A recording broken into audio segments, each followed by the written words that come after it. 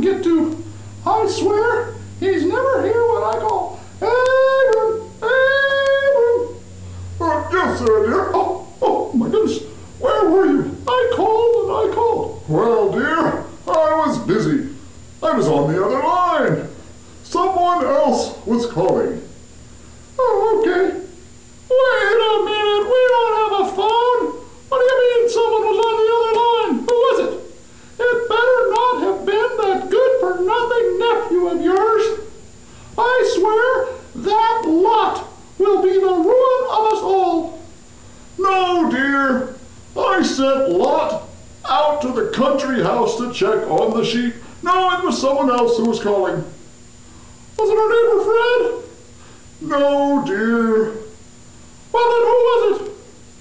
God. Who? You know, the guy in the sky, the heavenly helper, the big kahuna, the maker of heaven and earth, the God? God called you? Yep, there I was, thinking and praying, and suddenly God spoke to me. What did he say? He told me, we're moving to the promised land and starting a family. Wow, the promised land? A family that's great, fantastic. Which way is it? I don't know.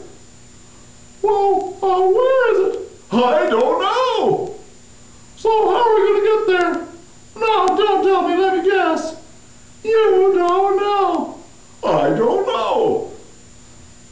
So you don't know which way, how to get there, or where it is? Nope.